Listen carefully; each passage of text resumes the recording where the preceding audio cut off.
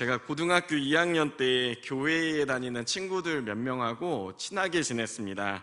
특별히 제가 신앙심이 좋아서 그랬던 것보다는 친구들하고 모였는데 공통 관심사가 이제 교회 이야기인 거예요. 그래서 교회 이야기도 하고 함께 나누며 같이 어울리는 게 좋았습니다. 근데 이제 제 짝이 이제 우리 친구들이 늘 몰려오니까 같이 어울리면서 호감이 많았습니다. 근데 제 짝은요, 집안이 태어나면서부터 불교 집안이었습니다. 어렸을 때 초등학교 때 친구 따라서 여름 성경학교 한번 가본 적 없는 친구였습니다. 엄마한테 말만 끝나면 그냥 불호령이 떨어지는 그런 집안이어서 한 번도 교회를 가본 적이 없었는데, 우리 친구들하고 어울리고 싶고 얘기를 듣다 보니까 정말 얘기가 관심도 가고, 또 그러니까 우리 친구들이 야 너도 교회 다니자 이렇게 추석이니까 약간 마음이 동한 것 같았습니다. 근데 하루는 이 친구가 저한테 물어보는 겁니다. 경서가 너 그 찬양 집회인지 뭔지 하는 거 그거 간다고 했잖아. 내가 교회를 바로 가긴 좀 그렇고 거기 한번 나 좀 데려가면 안 되겠니? 제가 고등학교 때가 이제 1990년대 후반이었는데 그때만 해도 학교마다 찬양팀이 참 많았습니다. 그리고 지역마다 화요 모임, 모교 모임 이러면서 이제 집회를 많이 했고 저희들도 이제 친구들이 또 활동을 하다 보니까 많이 찾아다녔습니다. 근데 사실 제가 신앙심이 좋은 건 아니었는데 그래도 교회에서 맨날 들어온 게 전도해야 돼, 전도해야 돼 이 말 듣지 않습니까? 근데 역시 믿음이 작다 보니까 친구한테 복음 선포는 못 하겠는 거예요. 그러니까 그냥 같이 그래도 교회는 한번 인도해야 되는데 집회는 한번 같이 데려가 보자 이런 마음에 친구를 데리고 갔습니다. 집회장에서 이제 짝과 함께 앉았습니다. 집회 분위기가 그 당시 굉장히 뜨거웠어요. 그래서 찬양도 열심히 하고 그런 가운데 제가 친구를 데려왔다 이런 뿌듯함이 있다 보니까 평소에는 잘 듣지도 않던 손까지 들면서 정말 열심히 찬양을 했습니다. 옆을 보니까 친구가 저를 정말 신기한 눈으로 쳐다보고 있는 거 아니겠습니까? 은근히 내가 괜찮은 기독교인이 된 것 같아서 정말 뿌듯했습니다. 그리고 이제 찬양이 계속 이어지다가 이제 기도 시간이 이어졌는데요. 이제 기도 시간 하는데 짝을 처음 데려왔으니까 뭔가 보여줘야겠다 해가지고 정말 온갖 생각을 다 짜내면서 큰 소리로 열심히 기도를 했습니다. 이제 집회의 첫 번째 기도를 마치자 이제 친구가 저를 보면서 이제 조용히 물어보는 겁니다. 경서가 기도 도대체 어떻게 하는 거야? 근데 이제 들은 가락이 있잖아요. 약간 으슥한 마음도 들고 그래서 기도는 있잖아 하나님과 대화야. 그냥 하나님께 네가 하고 싶은 말을 하면 돼 이렇게 대답을 했습니다. 다시 한번 찬양이 울려 퍼지고 다시 한번 기도회가 이어졌습니다. 이제 제가 눈을 감고 제 친구도 눈을 감고 기도를 시작했습니다. 그런데 이게 어찌된 일일까요? 제 옆에서 알아들을 수 없는데 굉장히 리듬감 있고 힘 있는 기도 소리가 울리기 시작했습니다. 이게 무슨 소린가 하고 제가 눈을 딱 떴고 옆을 바라봤는데 제 친구였습니다. 틀림없이 그 친구였습니다. 이 친구의 첫 기도가 놀랍게도 방언이 터졌던 것입니다. 그런데 제대로 저는 기도가 안 되는 거예요.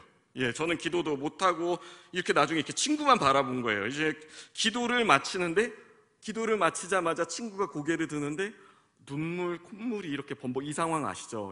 이렇게 되면서 저를 보면서 울먹이면서 경서가 나 기도하는데 왜 내가 이렇게 잘못 살아온 것 같냐? 이제 남학교였거든요. 남학생인데 그러면서 내가 너무 잘못한 것 같은데 가슴은 왜 이렇게 따뜻하고 좋은 거야? 나 왜 이렇게 울면서 하나님이라는 분을 내 말을 하는데 부끄럽기도 한데 왜 이렇게 가슴이 뚫린 것 같고 시원하냐? 이런 막 울고 있는 겁니다.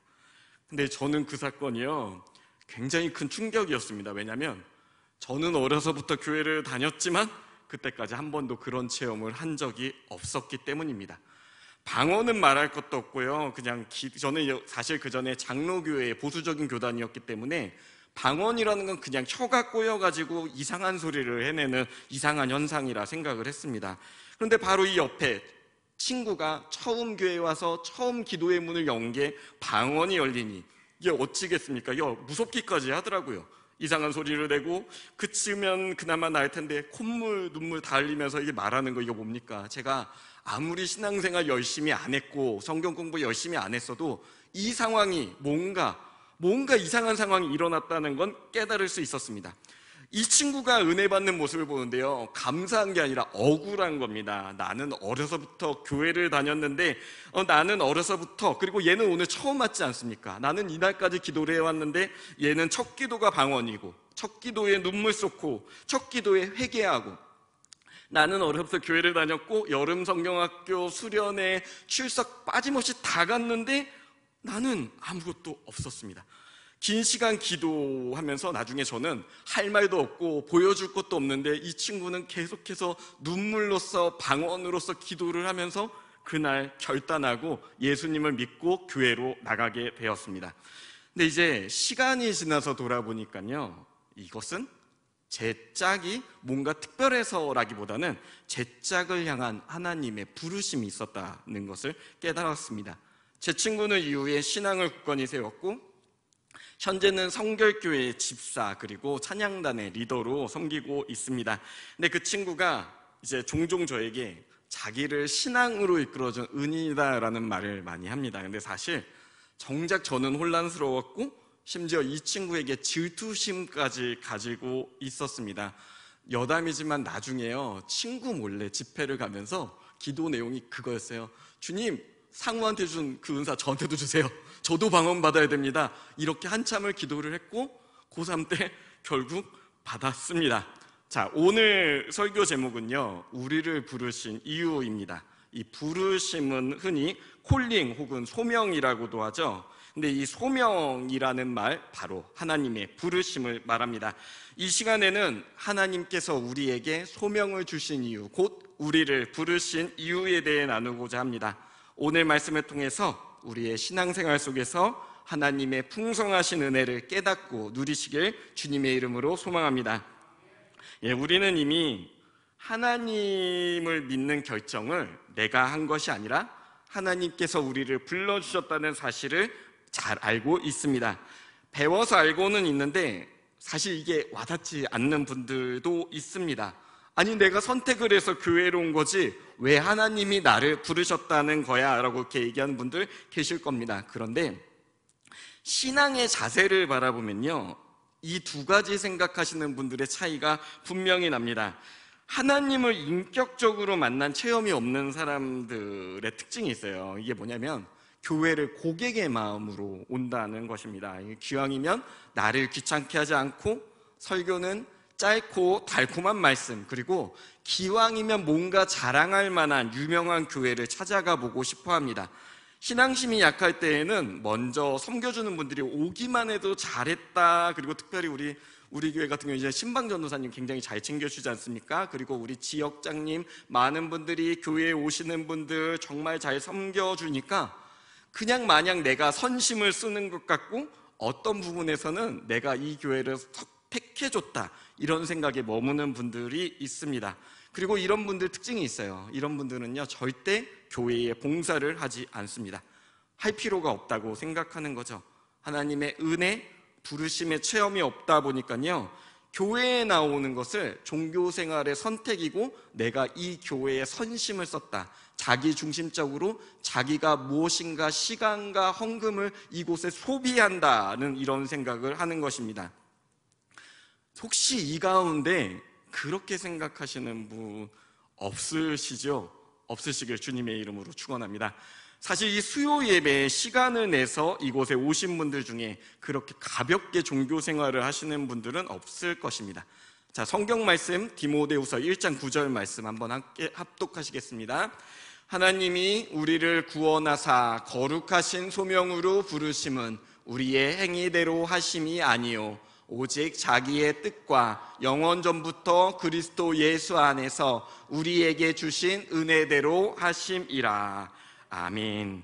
자, 사도 바울이요, 자신의 사랑하는 제자 디모데에게 편지를 보냈습니다. 이 교회 편지, 이 디모데가 에베소 교회의 목회자였는데요, 이 에베소 교회의 목회자로서 사명을 감당해야 하는 디모데, 바울의 입장에서 정말 이 디모데를 너무나 아끼고 사랑했기 때문에 그에게 힘을 주고 싶었습니다. 무엇보다도 가장 분명하게 힘어주고 싶었던 것이 하나 있었는데, 그것이 무엇인고 하니 바로 네가 이 자리에 쓴 것은 하나님의 부르심이고 그 부르심은 영원 전부터 예수님을 통해 우리에게 주신 계획임을 깨닫게 하기 위함이었습니다. 즉 하나님께서는 처음부터 우리가 예수님을 믿고 따르도록 부르셨다는 것입니다. 예수님을 믿는 것은요, 우리가 좋은 선택을 한 것이 아니라 하나님께서 우리에게 감당할 수 없는 은혜를 베푸신 것입니다. 그래서 믿음은 내가 좋은 선택을 한 것이 아니요, 하나님이 믿음으로 나아갈 수 있는 것, 바로 놀라운 구원의 선물을 받은 우리의 은혜임을 믿으시길 소망합니다. 자, 디모데전서 6장 11절에서 12절 말씀도 합독하시겠습니다. 오직 너 하나님의 이것들을 피하고 의와 경건과 믿음과 사랑과 인내와 온유를 따르며 믿음의 선한 싸움을 싸우라. 영생을 취하라. 이를 위하여 내가 부르심을 받았고 많은 증인 앞에서 선한 증언을 하였도다. 아멘. 바울이 디모데에게 큰 격려를 하고 싶었는데 사실 그 이유 중 하나가 디모데가 당시 이제 교회의 목회자로서 배경이랄까요, 이런 환경이 좀 약한 사람이었습니다. 먼저 디모데는 전통 유대인이 아니었습니다. 성경대로면 아버지는 헬라인, 그리고 어머니 유니게와 외할머니 로이스는 이제 유대계인데 아무래도 모계가 유대계다 보니까 정체성에서 자신을 유대인이라고 분명히 세우기가 쉽지 않았습니다. 이 사람은요, 예수님의 제자도 아니었고 예수님을 직접 만난 적도 없었습니다. 특별히 이제 사도들 중에서도 사도 바울이 루스드라 성에서 복음을 전할 때 이제 그 핍박을 받고 그 가운데서도 바르게 서는 이 모습을 디모데가 바라보면서 이제 나도 예수님을 믿고 영접해야겠다는 결단을 한 사람입니다. 하지만 이 사람은 예루살렘 교회 출신도 아니고 심지어 안디옥 교회 출신도 아닙니다. 이방인계에서 뒤늦게 예수님을 보고 영접한 사람이었습니다. 그리고 당시 초대교회는 예루살렘 교회를 중심으로 여전히 유대인 중심의 사고관이 남아 있었습니다. 예수님의 생전을 체험한 증인들이 남아있는 상황에서 그리고 안디옥 교회와도 연결고리가 약했던 이 디모데가 상대적으로 이제 목회적인 입지가 약하다고 볼 수 있는 그런 상황이었죠. 그런데 사도 바울은 오히려 그런 면에서 이 디모데를 더 높게 받고 그를 대견하게 여겼습니다. 만난 적도 없는 저 멀리 갈릴리의 한 유대인을 하나님의 아들로 믿고 심지어 그의 뜻을 전하는 교회의 목회자가 되었으니 이게 얼마나 대단한 일입니까? 지금처럼 기독교 신앙이 보편화되거나 신학교가 있거나 아니면 방송이나 매체를 통해 책을 통해 복음을 접할 수 있는 그런 상황이 아닌 아무런 접촉점도 없는 그런 상황에서 심지어 교회의 목회자가 되겠다는 뜻을 세웠던 건 아니겠습니까? 요한복음에 보면요, 부활하신 예수님께서 도마를 보고 이런 말씀하십니다. 너는 나를 본고로 믿느냐? 보지 않고 나를 믿는 자는 더욱 복되도다, 이런 말씀을 하시지 않았습니까? 그런 복된 사람이 바로 디모데였던 것입니다. 그렇게 이런 디모데를 바라보는 바울의 마음이 얼마나 사랑스럽겠습니까? 그리고 동시에 얼마나 걱정스럽겠습니까? 그래서 바울은 디모데에게 정말 한 줄 한 줄 그 사랑의 마음을 기술하고 있는 것입니다. 그 내용을 오늘날로 풀면 이렇게 말할 수 있을 것입니다. 너 하나님의 사람 디모데야, 너는 돈을 사랑함과 청년의 정욕을 피하고 의와 경건과 믿음과 사랑과 인내와 온유를 행하기 위해 노력해라. 그리고 너는 선한 싸움을 싸워라. 구원을 받아라. 이를 위하여 내가 부르심을 받았다. 그리고 너는 많은 증인 앞에서 선한 증거 곧 예수 그리스도를 전할 것이다. 사랑하는 성도 여러분, 오늘 이 말씀이 우리에게 준 이유는 이것이 오늘 우리를 향한 하나님의 뜻임을 믿으시길 소망합니다. 이 말씀은 단순히 디모데에게만 주신 말씀이 아닙니다. 오늘 우리를 부르신 그 이유, 그 말씀입니다. 사도 베드로는요, 베드로전서 2장 9절에서 우리의 부르심에 대해 이렇게 고백합니다. 함께 합독하시겠습니다. 그러나 너희는 택하신 족속이요 왕같은 제사장들이요 거룩한 나라요 그의 소유가 된 백성이니 이는 너희를 어두운 데서 불러내어 그의 기이한 빛에 들어가게 하신 이의 아름다운 덕을 선포하게 하려 하심이라. 아멘. 자, 오늘 말씀 베드로 사도 예수님의 그 수제자가 이제 선언하기를 우리는 모두 하나님 앞에 택하신 왕 같은 제사장이요 하나님의 소유된 백성이라 고백하지 않습니까? 그런 우리는요, 하나님 우리에게 전하시는 이 하나님의 뜻에 귀를 기울이고 그것을 지켜 행해야 할 의무가 있습니다. 우리를 구원에 이르게 하는 이 믿음은 단순히 아는 데 그치는 지식이 아니라 하나님의 부르심에 적극적으로 반응하며 살아있는 믿음이기 때문입니다. 물론 우리가 하나님의 은혜를 겪었지만 어느 때에는 삶 가운데 힘든 일도 있고 믿음이 흔들릴 때도 있습니다.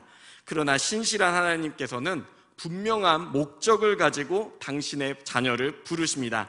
주님께서 우리가 선한 싸움을 싸워 이기고 구원을 성취하길 원하시는 것입니다. 그리고 더 나아가 우리를 통해 선한 증거이신 예수님이 열방에 증거되길 원하고 계십니다. 자, 그렇다면 선한 싸움은 무엇입니까?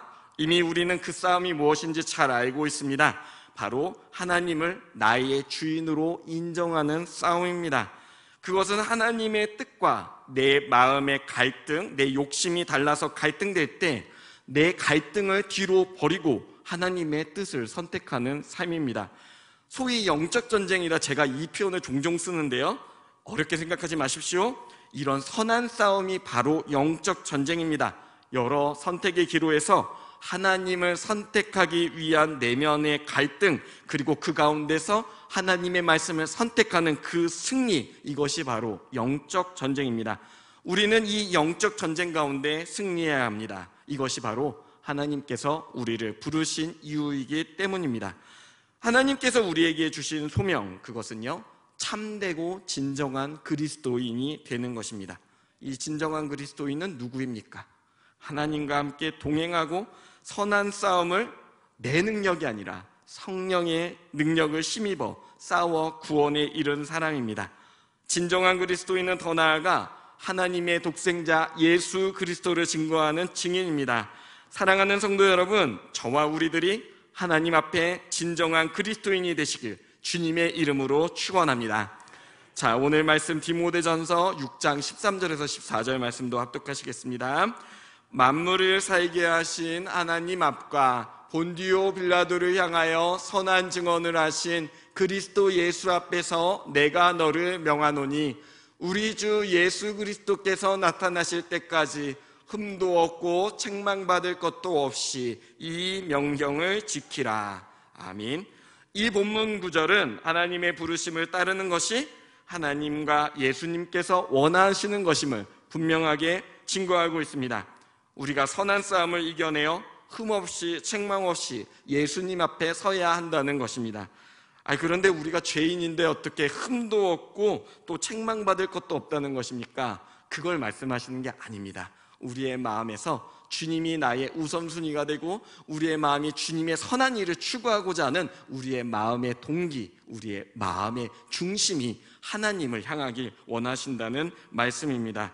그런데 또 이 말씀을 들을 때 어떤 분들은 그럼에도 하나님께서 우리에게 너무 많은 걸 요구하시는 건 아닙니까? 라고 질문하시는 분들이 있을 수 있습니다. 앞서 제가 말씀드렸듯이 이제 우리가 신앙생활을 선택했다고 생각하시는 믿음이 약한 분들, 교회에서 나는 더 좋은 서비스를 받고 싶어 라고 생각하는 분들일수록 이런 마음은 더 클 수 있습니다. 그러나 이 명령은 하나님의 부르심을 경험한 이들, 특별히 이 자리를 채우신 성도님들과 같은 분들에게는 가슴 뜨거운 은혜가 될 줄 믿습니다. 이것들은 하나님과의 관계 속에서 사랑의 신뢰가 쌓였을 때 자연스럽게 우리 안에서 경험하는, 내 마음이 주님을 기쁘게 하고 싶다, 내가 하나님을 사랑한다, 오늘 예배의 자리로 나오는 것이 너무나 가슴 떨리고 기쁘다, 이런 체험들이 우리 안에 일어나기 때문입니다. 이것을 사랑하는 사람을 위해 책임을 다하는 모습, 여러분들이 사랑하는 사람들을 위해 그리고 공동체를 섬기기 위해 책임을 다하는 모습이 이와 다르지 않습니다. 우리는 누구나 인생의 우선순위, 중요한 가치를 지키기 위해 노력합니다. 직장을 다니는 분들, 그래도 업무를 잘하고 인정받아서 이 사회에 잘 적응하길 원할 것이고, 사랑하는 사람과 결혼을 약속한 분들은 그 배우자를 위해 신뢰와 사랑을 얻기 위해 꾸준히 친절과 정성을 다할 것입니다. 자녀가 가정을 꾸려 독립하는데 그에 합당한 준비를 안 하는 분은 없을 것입니다. 물론 물질적으로 내가 너를 돕진 않겠다, 그러나 그런 말을 하시는 때조차도 부모님으로서 내가 이곳에 있다라는 정신적인 지지가 되지 않습니까? 마음이 가는 곳에는요, 반드시 물질이 따르거나 그에 합당한 노력이 따르기 마련입니다. 하나님께서 우리에게 지키라고 명하신 바도 마찬가지입니다. 우리의 마음이 있는 곳에 보물이 있는 곳에 마음이 있는 것과 마찬가지로 우리가 하나님을 사랑한다면 그분을 섬기는 일에 최선을 다하게 될 것입니다. 하나님께서는 당신이 우리의 최우선순위가 되길 원하십니다. 우리 안에서 하나님을 따르고 그분을 사랑하고 그분 안에서 경건을 행하며 더 나아가 성령의 열매를 맺길 원하십니다. 이는 우리가 하나님을 사랑하는 만큼 그의 합당한 삶을 살아가는 그 모습을 주님께서 우리에게 기대하신다는 것입니다. 사랑하는 성도 여러분, 하나님의 뜻이, 하나님의 말씀이 우리의 삶에 가장 우선되는, 가장 중요한 가치가 되시길 주님의 이름으로 축원합니다. 자, 15절에서 16절 말씀 합독하시겠습니다. 기약이 이르면 하나님이 그의 나타나심을 보이시리니 하나님은 복되시고 유일하신 주권자이시며 만왕의 왕이시며 만주의 주시오. 오직 그에게만 죽지 아니함이 있고 가까이 가지 못할 빛에 거하시고 어떠한 사람도 보지 못하였고 또 볼 수 없는 이신이 그에게 존귀와 영원한 권능을 돌릴지어다. 아멘.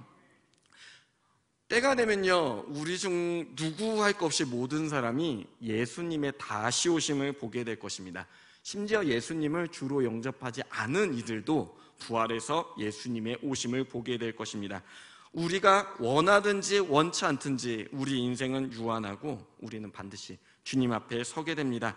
그분은요, 우리의 믿음 있고 믿음 없음을 보고 우리를 심판하실 것입니다. 그리고 그 예수 그리스도에게 이 심판의 권한을 주신 이가 바로 전능하신 아버지 하나님이십니다.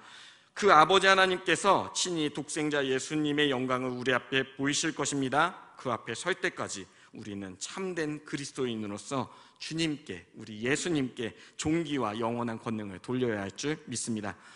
제가 서두에 언급한 제 짝, 이제 종종 연락을 하고요, 또 결혼도 하고, 저는 이제 요즘 철원에 와 있고 만난 지는 좀 오래됐어요. 사실 저희 아버지 장례 때도 친구가 바빠가지고 전화받기 못했는데 그 친구가 종종 이런 말을 많이 했어요. 내가 하나님을 만나지 않았다면 지금쯤 어떻게 살고 있을까? 그때 네가 나를 인도해 주지 않았으면 어떤 일이 있었을까? 그러면 저는요, 사실 좀 알잖아요. 제가 진실한 그 사랑과 순수한 동기가 아니고 사실은 교회 다닌다고 좀 잘난 척도 좀 하고 싶고 이렇게 갔는데 막상 첫날 그 성령 체험할 친구 앞에서 또 그걸 응원하고 기뻐하기는 고사하고 뭔가 억울한 심정으로 살았던 그런 굉장히 영적으로 미숙한 저였지 않습니까? 친구한테 제가 너무 부끄러워서 정말 걱정할 필요가 없었다고 난 생각한다. 하나님의 뜻에 우연은 없고 너는 반드시 하나님께 귀히 쓰임받을 부르심을 받을 자였는데 정말 감사하게도 그 가운데 내가 통로가 된 게 지금 목사가 된 지금 돌아봐서 너무나 고맙다, 이런 인사를 했습니다. 하나님은 우리 마음의 주인으로, 이렇게 하나님을 우리 마음의 주인으로 삼으신 성도님들 주님의 이름으로 진심으로 축복합니다. 여러분이 이 자리에 있는 거, 이 자리까지 온 거 뭐 여러 가지 경험이 있겠지만 가장 중요한 거는 하나님께서 여러분을 택하시고 이 자리에 앉히셨다는 사실을 믿으시길 소망합니다. 혹시라도 교회를 가지고 고민하는 분들 계실 수 있어요. 뭐 내가 철원교회도 와보고 요 근처에 몇몇 교회를 가봤는데 내가 약간 이 교회를 좀 재보고 있어라는 분들 계시면요, 제가 몇 가지 권면해 드리고 싶습니다. 첫 번째로, 교회는 서비스를 받으러 올 때보다 섬길 때 더 행복합니다. 두 번째로, 더 좋은 교회는요, 저는 거리를 생각하진 않습니다. 저는 성경에 가까운 교회가 가장 좋은 교회라고 생각을 합니다. 하지만 교회를 선택하는 게 내 주권이다라는 생각은 좀 바꾸셨으면 좋겠습니다. 왜냐하면 하나님께서 우리를 부르셨고 우리를 통해 공동체에 섬길 일, 그리고 복음 증거의 증인으로 세우시길 원하기 때문입니다. 혹여라 이 자리에는 없다고 생각하지만 그런 마음에 갈등이 있다는 분들, 다른 거 생각하지 마시고 오직 그 부분, 내가 주님께 부름을 받았고 은혜를 입었고, 그리고 내가 하나님께 귀히 쓰임받는, 하나님을 섬기는 일을 할 수 있는 그런 공동체를 택하시면 주님께서 기뻐하실 줄 믿습니다. 그게 바로 하나님께서 우리를 부르신 이유입니다. 교회가 고령화되면서 목회자 입장에서 제일 힘든 게 뭐냐면요, 이미 나는 젊을 때 다 해봤고 이제는 좀 그만하고 싶다, 내려놓고 싶다, 이런 말씀들 많이 하세요. 근데 전에도 제가 한번 말씀드릴 수 있는 적이 있는데요, 내려놓는다는 건요, 섬김을 내려놓는 게 아닙니다. 내려놓는다는 건 내가 받을 영광, 나의 유익을 내려놓는 거고, 내려놓는다는 건 곧 헌신의 자리로 간다는 고백입니다. 여러분, 제발 직분할 때, 특별히 우리 신방전도사님, 우리 성교 목사님, 부서 목사님들 연말에 전화할 때 제가 이제는 내려놓으려고요, 저희가 착각을 합니다. 섬긴다는 말씀인가? 그래서 섬긴다고요 하면은 아니요, 그래서 그만두려고요. 여러분, 내려놓으면 그게 아닙니다. 내려놓으면요, 나의 유익, 나의 쉼을 내려놓는 거고, 우리가 내려놓고 잡는 건 하나님의 일입니다. 주님께서 우리를 부르신 이유, 그것입니다. 주님의 공동체를 섬기고 복음을 전할 때, 주님 앞에 설 때 그 영광이 더욱더 클 줄 믿습니다. 그런 마음 깊이 새기시며 주님 더욱 사랑하는 저와 성도님들 되시길 소망합니다. 기도하시겠습니다.